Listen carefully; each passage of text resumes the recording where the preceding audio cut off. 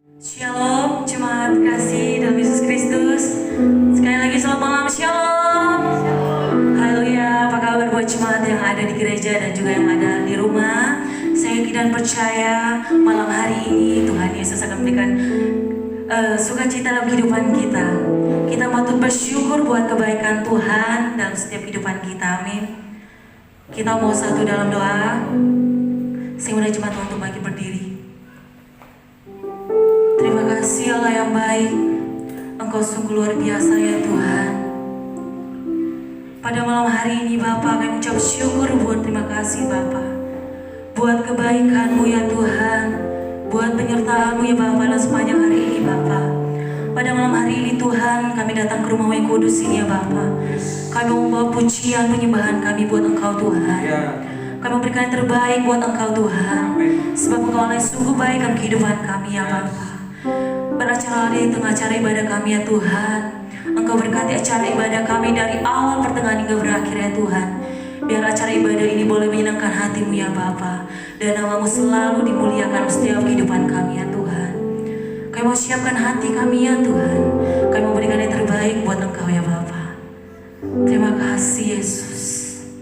Haleluya Tuhan. Amin. Haleluya Yesus. Terima kasih Tuhan buat Roh-Mu ya Bapa yang memulihkan setiap kehidupan kami Bapa. Oh, terima kasih Yesus. Haleluya. Yes. Oh.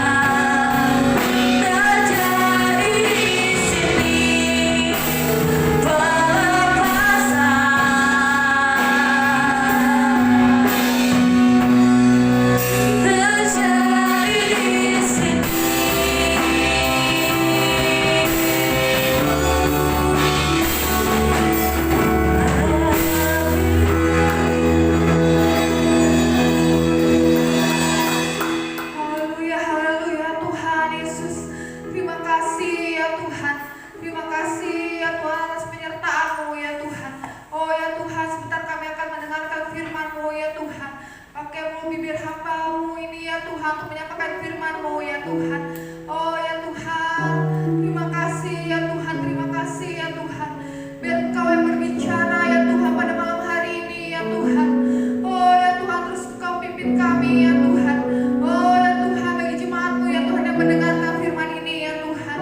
Oh ya Tuhan, mereka mendapat kekuatan yang baru ya Tuhan.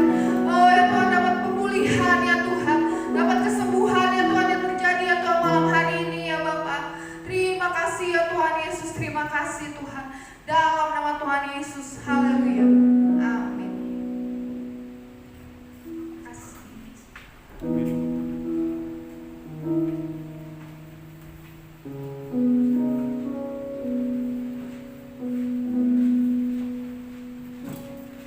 Shalom.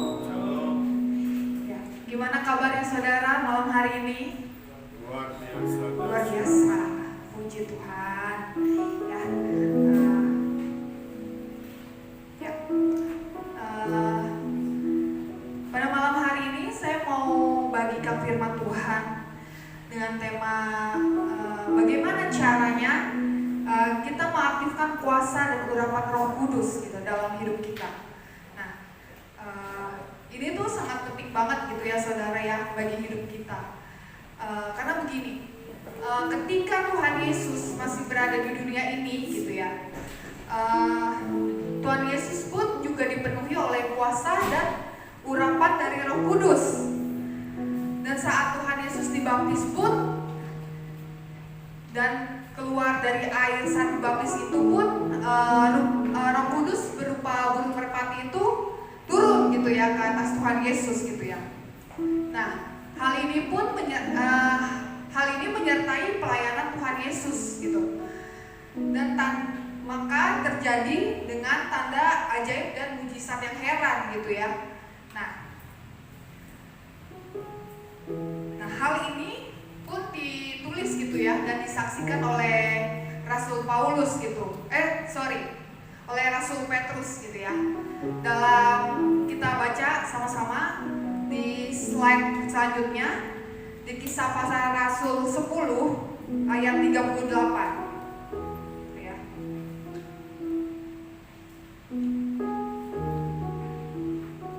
Ya, saya bacain ya. Kisah Para Rasul 10 ayat 38. Yaitu tentang Yesus dari Nazaret, bagaimana Allah mengurapi dia dengan Roh Kudus dan kuat kuasa. Dia yang berjalan berkeliling sambil berbuat baik dan menyembuhkan semua orang yang dikuasai iblis, sebab Allah menyertai dia.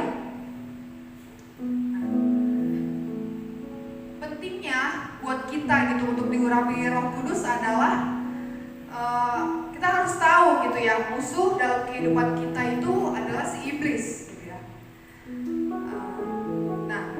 Yesus gitu ya, Tuhan Yesus gitu pada saat datang ke dunia ini gitu ya, itu tujuannya untuk apa sih gitu ya? Untuk menghancurkan perbuatan iblis. Dan kedatangan Tuhan Yesus itu berbicara tentang kedatangan kerajaan Allah gitu ya ke dalam dunia ini. Nah, jika kerajaan Allah datang, maka kerajaan iblis tuh dan kuasa roh jahatnya itu harus menyingkir gitu. Dan Tuhan Yesus yang berkuasa untuk mengusir roh jahat itu gitu ya, si iblis itu ya. Nah, rupanya gitu ya, yang harus kita tahu itu pekerjaan si iblis itu adalah membawa sakit penyakit gitu bagi tubuh kita. Iblis tuh mau serang tubuh kita dulu gitu dengan sakit penyakit. Maka otomatis tuh jiwa kita tuh ikut diserang. Nah, setelah jiwa kita diserang, ujungnya iblis tuh serang juga ke roh kita gitu ya. Kita jadi lemah, jadi nggak percaya gitu bahwa mujizat Tuhan itu ada gitu ya. Mungkin kita udah berdoa gitu, Tuhan, aku tuh mau sembuh gitu, tapi kok nggak sembuh sih gitu ya. Aku malah makin parah, udah berobat kesana sini malah makin parah gitu. Nah, itu yang iblis kerjakan gitu dalam hidup kita gitu, melemahkan roh kita, melemahkan iman kita gitu ya. Nah, jadi saudara, penyakit itu tuh datangnya dari iblis gitu. Saat kita jatuh sakit gitu ya, kita perlu daya tahan gitu gitu dan kuat kuasa dalam rohani gitu ya, supaya si iblis tuh nggak masuk ke dalam jiwa dan roh kita gitu, yang melemah, justru malah melemahkan kita, tubuh juga malah makin lemah gitu ya. Nah, lalu slide selanjutnya. Nah, hal ini juga disaksikan oleh Raja Daud gitu ya. Kita baca sama-sama di dalam Mazmur 20 ayat 6 sampai 8 gitu ya. Aku bacain. Sekarang aku tahu bahwa Tuhan memberi kemenangan kepada orang yang diurapinya dan menjawabnya dari surganya yang kudus dengan kemenangan yang gilang gemilang oleh tangan kanannya. Orang ini memegahkan kereta dan orang itu memegahkan kuda, tetapi kita bermegah dalam nama Tuhan Allah kita. Mereka rebah dan jatuh, tetapi kita bangun berdiri dan tetap tegak.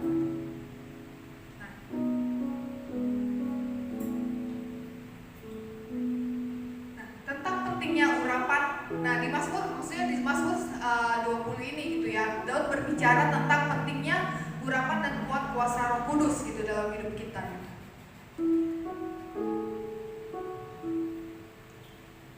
Lalu slide selanjutnya. Nah,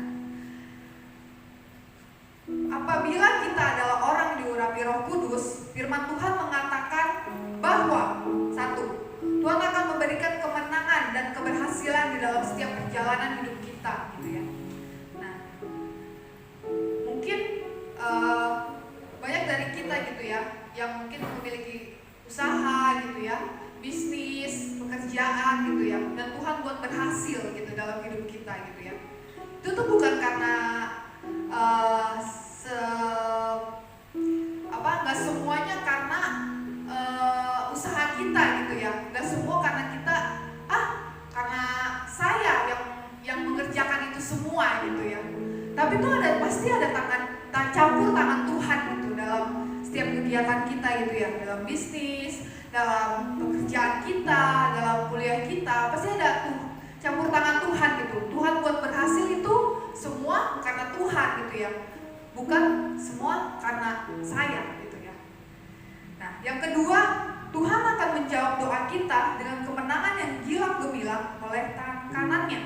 Nah, tangan kanannya ini berbicara tentang kuasa Allah gitu ya, tentang perbuatan Tuhan dalam hidup kita. Nah, yang ketiga, kita bisa bangun berdiri dan tetap tegak sebab urapan Roh Kudus memberikan kita daya tahan rohani. Kalau kita diurapi gitu ya oleh Roh Kudus, kita punya kuat kuasa gitu.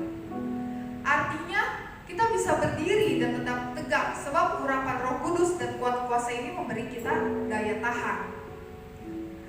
Alkitab berkata gitu, orang benar tuh jatuh bisa 7 kali, tapi bangunnya bisa 8 kali gitu ya. Tapi orang fasik jatuh langsung tergeletak. Artinya apa? Mungkin kita banyak gagal gitu ya. Kita banyak jatuh gitu dalam hidup kita gitu. Tapi Tuhan memberikan kita pelajaran gitu dari kejatuhan kita itu dan bangkit dan terus bertumbuh gitu. Berbeda dengan orang fasik gitu ya. Nah, malam hari ini gitu, aku mau ajak saudara gitu untuk bisa katakan gitu pada diri saudara, pada diri kita saat malam hari ini gitu. Sama kayak saya gitu ya, setiap hari gitu saya selalu berkatakan gitu, saya sebut nama saya gitu ya, Selin, kamu butuh Roh Kudus, kamu butuh Roh Kudus gitu. Jadi itu yang mengingatkan saya terus bahwa saya butuh Roh Kudus gitu dalam hari-hari saya. Jadi saat kita lemah maupun gak lemah, terus perkatakan itu gitu, perkatakan, sebut nama kita gitu, Selin, kamu butuh Roh Kudus, kamu butuh Roh Kudus gitu. Kayak saya selalu ucapin juga gitu ya, ke Sean gitu ya, anak saya gitu ya, walaupun dia belum bisa bicara gitu ya, saya selalu bilang, Sean butuh Roh Kudus, Sean butuh Roh Kudus gitu. Nah, kalau kita terima Roh Kudus, dipenuhi dan dikuasai oleh Roh Kudus, maka ada 2 hal gitu yang akan kita dapatkan. Yang pertama itu kita terima karunia Roh Kudus. Yang kedua, kita mendapatkan buah-buah dari Roh Kudus itu. Karunia Roh Kudus itu apa sih gitu ya? Nah, saudara, karunia Roh Kudus itu untuk membuat hidup kita lebih efektif, bisa bisa berbuah, bisa berhasil dan berguna gitu. Ada cara untuk mengaktifkan kuasa dan urapan Roh Kudus. Slide selanjutnya. Nah, yang pertama itu kita harus berfokus pada prinsip Tuhan gitu ya. Berfokus pada prinsip firman Tuhan. Nah, ini harus kita tahu gitu dalam doa-doa kita, doa dalam bahasa roh kita, itu kita harus minta karunia dan buah roh itu sendiri gitu. Gimana sih caranya gitu ya? Tes selanjutnya. Nah, luangkan waktu kita untuk berdoa dan masuk ke dalam hadirat Tuhan. Bawalah dan hadapkanlah masalah dan perkara hidup kita kepada Tuhan gitu ya. Nah, ukuran keintiman seseorang dengan Tuhan itu adalah kemampuan kita untuk bercerita segala hal sampai hal yang detail dan rahasia kepada Tuhan gitu ya. Berarti kita percaya sama Tuhan kita, iya kan? Kalau kita percaya misalkan sama teman kita, pasti dong kita pasti suka cerita gitu tentang masalah kita juga, sampai hal-hal yang rahasia pun kita ceritakan gitu ya, karena kita percaya gitu sama dia. Sama kayak sama ke Tuhan Yesus gitu ya. Kita harus cerita apapun permasalahan hidup kita, apapun yang kita alami gitu secara detail, maupun itu rahasia ataupun enggak gitu ya. Nah, setelah kita dihadapkan kepada Tuhan untuk hal-hal yang kita doakan gitu, hal-hal yang kita keluhkan gitu kepada Tuhan gitu, mungkin kita banyak pergumulan gitu ya. Mungkin kita membutuhkan kesembuhan, kita butuh pemulihan hati karena hilang sukacita, damai sejahtera gitu ya. Atau kita membutuhkan terobosan, pemulihan hubungan gitu ya. Tapi pemulihan hubungan itu bisa pulih kalau hati kita pun terlebih dahulu pulih dulu gitu ya. Gak mungkin hati kita belum pulih terus hubungan kita akan pulih gitu. Misalkan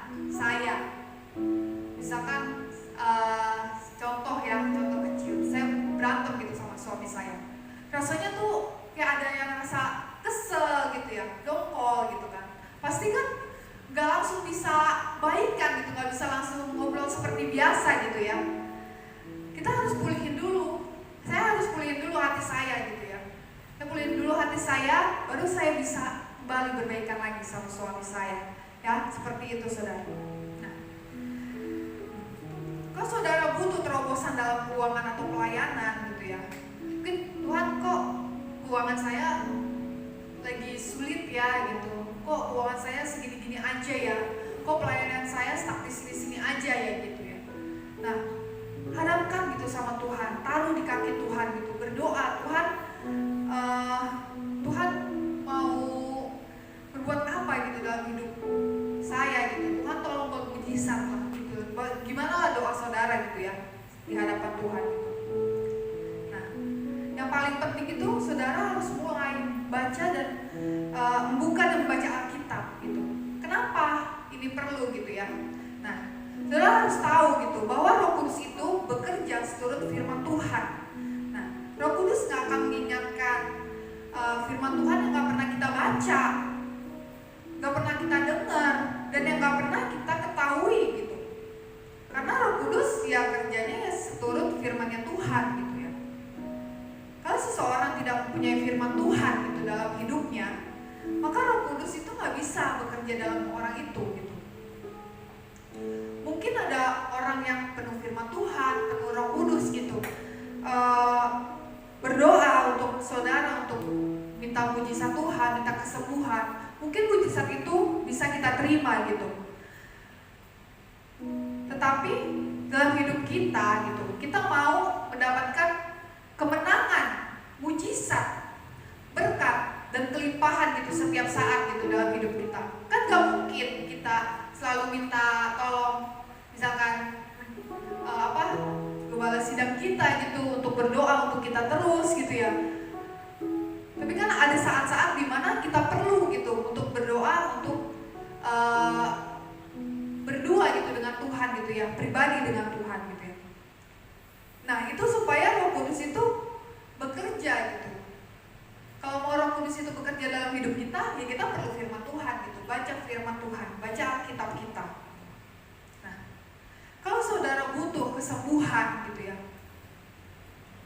ya tetap berdoa dan masuk hadirat Tuhan gitu ya.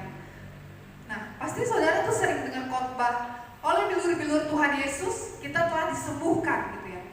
Saudara pun pasti sering dengar khotbah juga tentang perempuan yang pendarahan disembuhkan oleh Tuhan, orang kusta, orang buta yang disembuhkan Tuhan Yesus gitu ya. Bagaimana prinsip-prinsip kesembuhan itu gitu. Nah, jadi saya mau kasih tahu gini.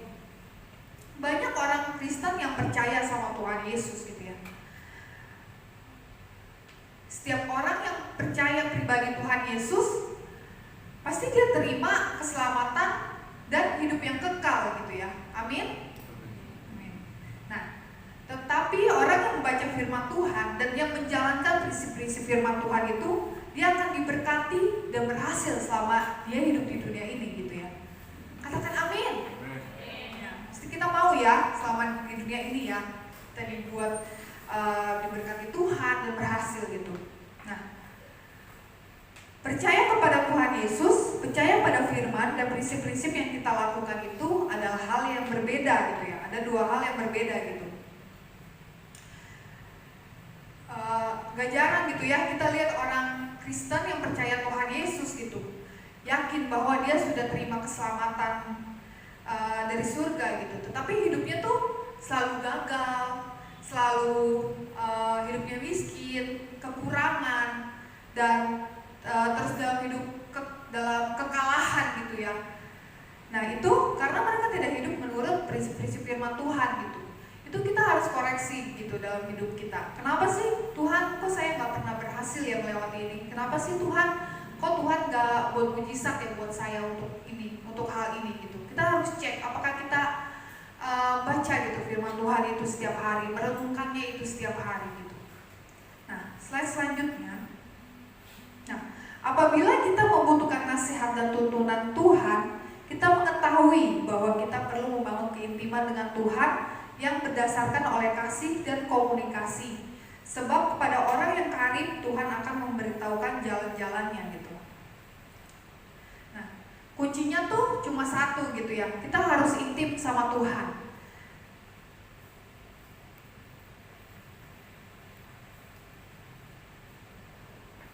Pasti kan kita ada butuh terobosan gitu ya dalam kehidupan kita gitu. Mungkin untuk pemulihan kesembuhan, pemulihan keuangan kita, pemulihan hubungan, atau untuk melihat semua keluarga besar kita diselamatkan oleh Tuhan gitu ya. Kita harus masuk gitu dalam hadirat Tuhan dan berkata gitu sama Tuhan, Tuhan apa sih yang harus aku lakukan gitu. Tunjukkan firman Tuhan apa yang harus aku lakukan gitu ke depannya. Dan prinsip-prinsip firman Tuhan yang mana yang harus saya lakukan gitu, ayat firman yang mana yang harus saya baca gitu ya. Nah,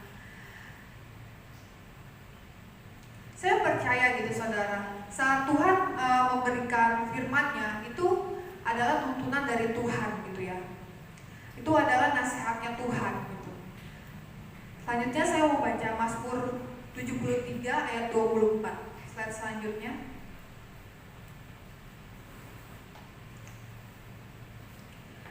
Mazmur 73 ayat 24. Dengan nasihatmu engkau menuntut aku, dan kemudian engkau mengangkat aku ke dalam kemuliaan. Nah, Tuhan tuh mau angkat kita gitu ya dalam kemuliaannya Tuhan gitu. Nah, satu yang penting adalah kita perlu nasihat dari Tuhan gitu ya. Kayak tadi yang saya bilang sebelumnya, nasihat Tuhan itu adalah tuntunan Tuhan. Kalau Tuhan tuntun hidup kita gitu, pasti saya percaya pasti Tuhan akan mencukupi gitu ya, mencukupi kebutuhan kita yang kita perlukan, pasti Tuhan cukupkan gitu. Slide selanjutnya. Nah, nasihat Tuhan adalah tuntunan Tuhan. Apabila kita menaati tuntunannya, maka Tuhan akan mengangkat kita ke dalam kemuliaan. Apabila kita suka bergaul dengan firman Tuhan, sesungguhnya kita sedang memelihara iman kita. Apabila kita memelihara iman kita sedang menyediakan ruangan bagi Tuhan untuk melakukan mujizatnya. kuasa dan urapan Roh Kudus itu bekerja saat kita menyediakan ruangan bagi Dia gitu ya. Ruangan itu maksudnya waktu kita pribadi gitu ya sama Tuhan. Saat kita menyediakan ruangan itu untuk Tuhan gitu ya, Tuhan akan bekerja gitu dalam kehidupan kita. Nah, yang kedua, selanjutnya kita harus mengekspresikan iman kita.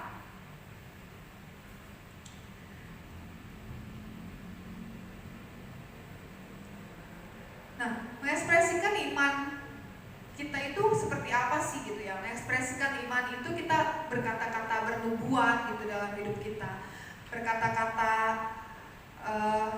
iman yang membangkitkan iman kita gitu, membangkitkan semangat kita gitu. Maka Roh Kudus akan bekerja gitu saat itu juga gitu. Nah, kita baca juga di Matius 9 ayat 27 sampai 29, ada di slide selanjutnya. Ketika Yesus meneruskan perjalanannya dari sana, 2 orang buta mengikutinya sambil berseru-seru dan berkata, "Kasihanilah kami, hai anak Daud." Setelah Yesus masuk ke dalam sebuah rumah, datanglah kedua orang buta itu kepadanya. Dan Yesus berkata kepada mereka, "Percayakah kamu bahwa aku dapat melakukannya?"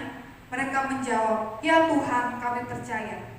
Lalu Yesus menjamah mata mereka sambil berkata, "Jadilah kepadamu menurut imanmu." Di sini orang buta pun mengekspresikan iman mereka gitu ya, dengan berkata gitu, "Kasihanilah kami, hai anak Daud," gitu ya. Begitu juga dengan kita, kasihanilah kami ya Tuhan Yesus gitu ya, atas hidup kita gitu saat kita berdoa gitu ya. Nah,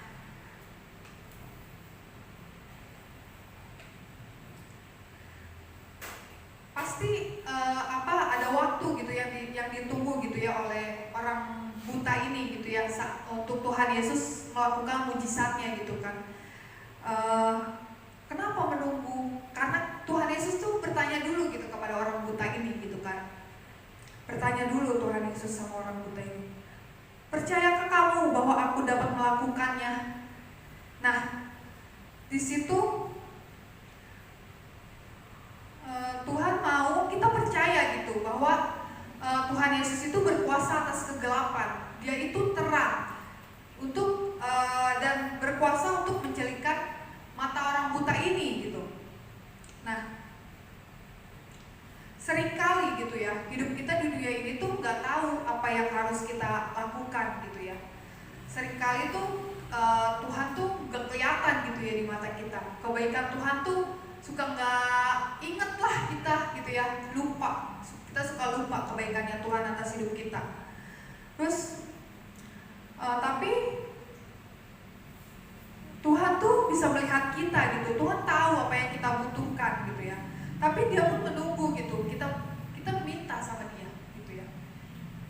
Kita mengekspresikan apa yang kita butuhkan dalam hidup kita sama Tuhan Yesus gitu dalam tiap doa-doa kita gitu ya.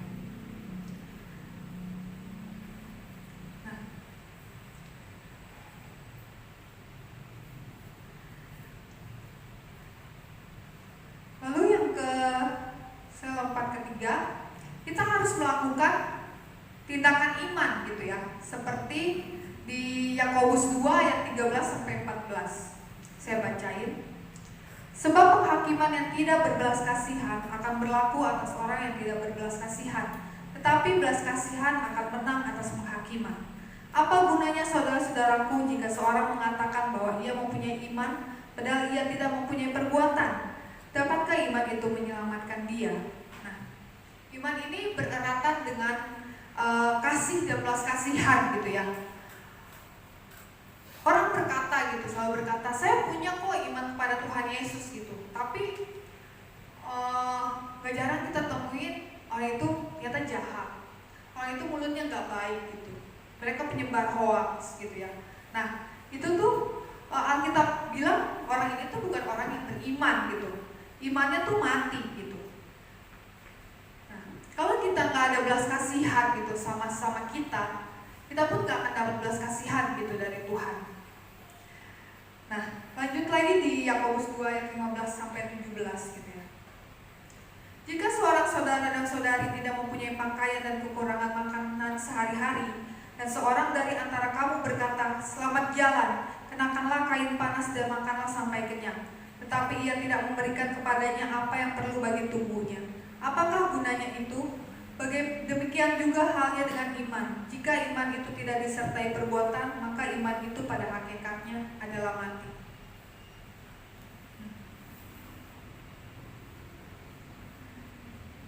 Nah, tindakan iman ini yang disertai Roh Kudus gitu ya. Saya percaya gitu, kuasa dan urapan Roh Kudus itu akan bekerja gitu dalam hidup kita. Itu powerful banget gitu ya. Nah, kuasa Allah makin besar dalam hidup kita kalau kita itu punya 3 hal gitu ya. 1, orang yang mempunyai firman Tuhan. 2, suka memperkatakan firman Tuhan.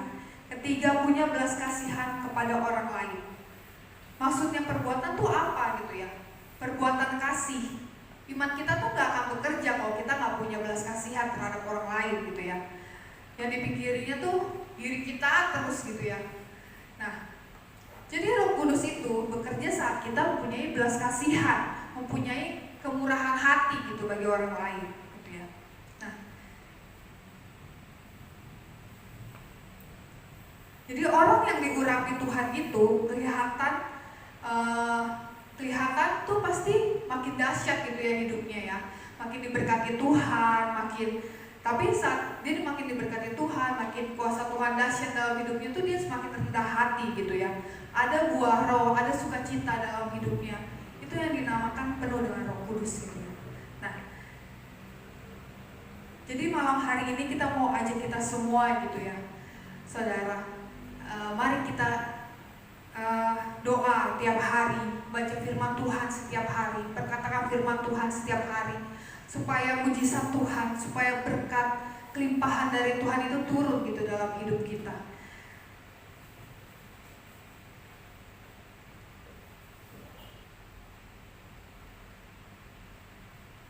Jadi apapun dalam hidup kita harus semakin andalkan Tuhan, semakin penuh dengan Roh Kudus gitu ya. Yang hidup kita tuh harus penuh dengan buah-buah Roh Kudus gitu ya. Penuh dengan cinta kasihnya Tuhan kepada sesama kita, nggak cuma buat keluarga kita gitu ya, tapi bagi semua orang-orang yang nggak kita kenal, mau yang orang-orang sekitar kita gitu ya. Itu yang menunjukkan iman kita kepada Tuhan Yesus. Kita yang akan melakukan kuasa Roh Kudus itu penuh gitu ya dalam kehidupan kita. Mari saya undang untuk para penyembah Tuhan naik.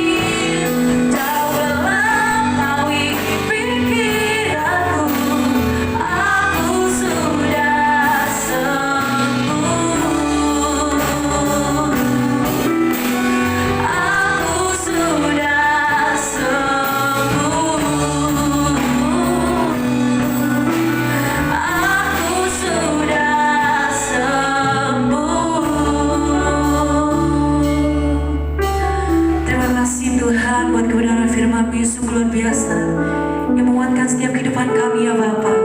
Biarlah kebenaran firman ini boleh menjadi kekuatan dalam kehidupan kami Tuhan. Kami menerima firman ini Tuhan menjadi penopang dalam kehidupan kami Tuhan. Kami sudah mendengarkan kebenaran firman-Mu Tuhan. Di dalam nama Yesus. Haleluya. Amin. Haleluya. Sungguh luar biasa kebenaran firman Tuhan yang disampaikan bagi kita malam hari ini. Amin. Haleluya. Untuk pengumuman sepekan yaitu tetap ada ibadah raya hari Minggu secara live streaming sekira jam 10 pagi 00. Mungkin itu saja pengumuman yang bisa saya sampaikan. Tiba saatnya kita akan mengakhiri acara ibadah kita pada malam hari ini. Saya mengundang jemaat Tuhan untuk bangkit berdiri.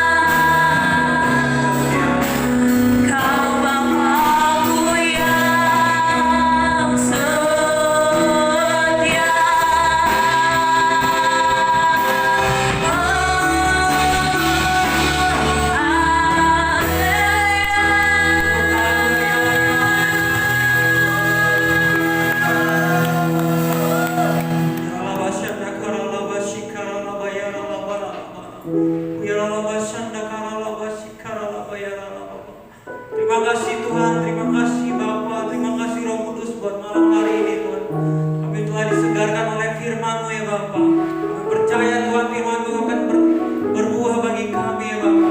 Sehingga kami dimanapun berada Tuhan akan menjadi berkat Tuhan ketika kami telah mendengar firman Tuhan. Kami tidak mau hanya jadi mendengar ya Bapa, kami juga mau jadi pelaku ya Bapa. Kami minta Tuhan Roh Kudus terus ada dalam kehidupan kami ya Bapa. Kami percaya Tuhan, jika kami ada di track-Nya Tuhan, kami akan mengalami pemulihan, kami akan mengalami kesembuhan. Kami percaya Tuhan, Engkau luar biasa, Engkau dahsyat ya Bapa. Terima kasih Tuhan, terima kasih buat malam hari ini ya Bapa. Hamba-Mu yang telah menyampaikan Tuhan, Engkau berkati sebagai ibu rumah tangga ya Bapa. Dalam mendidik anaknya Tuhan, Engkau memberikan kekuatan kesehatan yang ekstra ya Bapa. Bahkan Engkau menutup bungkus Tuhan, Engkau memberkati keluarganya juga ya Bapa. Kami percaya Tuhan, Kau akan pakai lebih dahsyat lagi ya Bapa untuk menaburkan benih-benih firman ya Tuhan.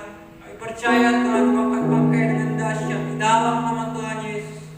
Bapa Tuhan, pada malam hari ini Tuhan, kami mau berdoa syafaat ya Bapa. Kami berdoa buat bangsa negara Indonesia Tuhan, bangsa yang kami cintai ya Bapa. Bangsa Indonesia yang besar, Bhinneka Tunggal Ika. Percaya Tuhan ada persatuan di bangsa kami ya Bapa. Mulai dari Sabang sampai Merauke Tuhan, kami percaya Tuhan ada lawatan yang dahsyat buat bangsa kami ya Bapa. Engkau yang memimpin bangsa ini Tuhan untuk terus lebih maju ya Bapa.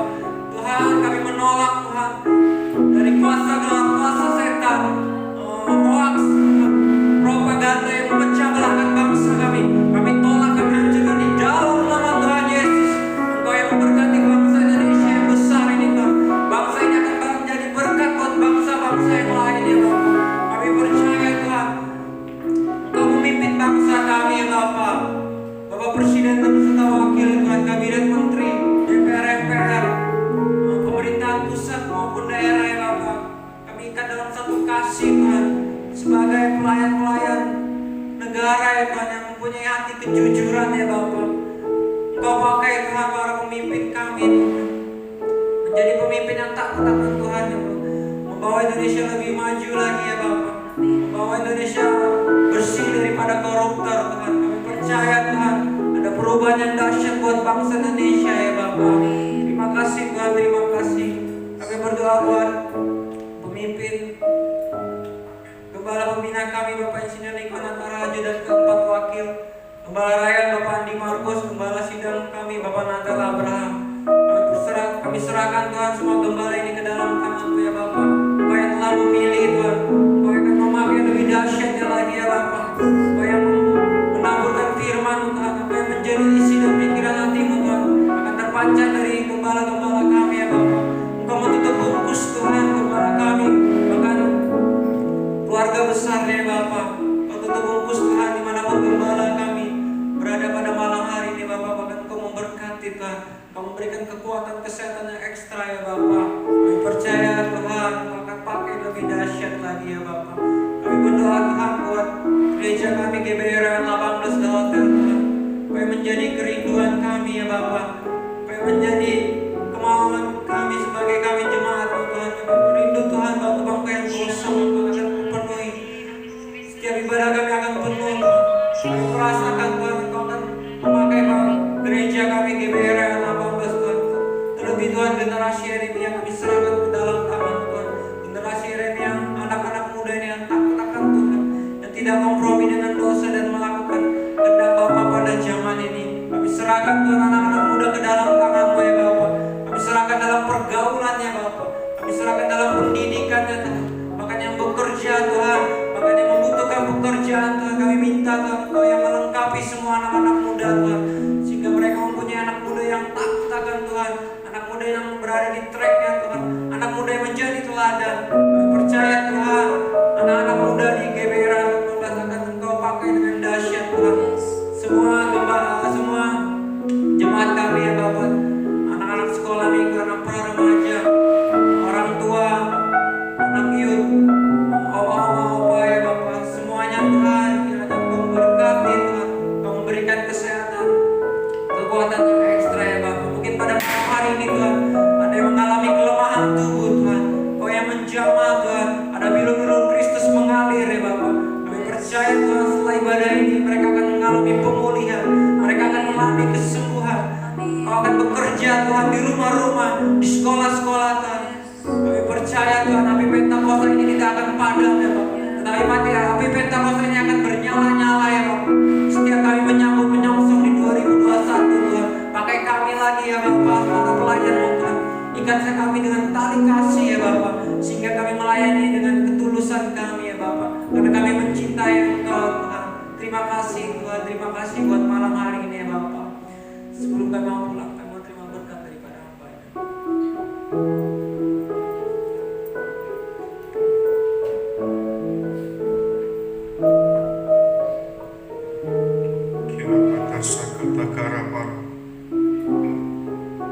Kami rindukan lawatan Roh Kudus dan jamaah Roh Kudus di gereja ini. Merindukan lawatan-Mu di kota kami Samarinda, dan juga lawatan Roh Kudus atas seluruh jiwa-jiwa yang ada di seluruh dunia. Kau menyadarkan kami Tuhan, kalau hati kami yang tidak lurus, tidak benar, dan Roh Kudus menginsafkan kami, menyadarkan kami, supaya kami semua mempunyai hati yang lurus, mempunyai hati yang benar di dalam Tuhan. Kami percaya Roh Kudus akan melawat, Roh Kudus akan menjamah kami semua yang merindukan Dia. Dan kami percaya juga Roh Kudus akan tercurah buat seluruh jiwa-jiwa yang ada di dunia ini, di dalam nama Yesus. Terima kasih. Kami percaya Tuhan Kau terus melindungi kami dimanapun kami berada, dalam kondisi apapun sekarang. Kami ada dalam lindungan Tuhan, pertolongan Tuhan, dan semua kami yang ada di kota Samarinda, Mamasa dan Nyelong, dan seluruh jiwa-jiwa yang ada di seluruh dunia ada dalam lindungan Tuhan. Tutup bungkus kami dengan kuasa darah Yesus, dan malaikat Tuhan beribu-ribu berkemah di sekeliling kami. Diberkatilah engkau di rumahmu, diberkatilah engkau di bisnismu, diberkatilah engkau di pekerjaanmu, diberkatilah engkau di pelayananmu, diberkatilah engkau dimanapun engkau berada. Berkat Abraham, Ishak dan Yakub, yaitu berkat di dalam nama Yesus, dicurahkan kepada kita semua berlimpah, limpah, limpah di dalam nama Yesus. Mari saudara kekasih Tuhan, angkat tanganmu. Terimalah berkat dan kasih karunia daripada Allah Bapa di dalam Yesus Kristus anaknya yang tunggal, dan persekutuan daripada Roh Kudus yang terus menyertai kita, melindungi kita, memberkati kita sampai Yesus datang kedua kali, menjemput kita di awan-awan, dan kita akan bersama-sama dengan Tuhan Yesus untuk selama-lamanya. Di dalam nama Yesus yang percaya diberkati Tuhan, sama-sama saya katakan amin. Beri tepuk tangan yang meriah buat Tuhan Yesus. Selamat malam, Tuhan memberkati.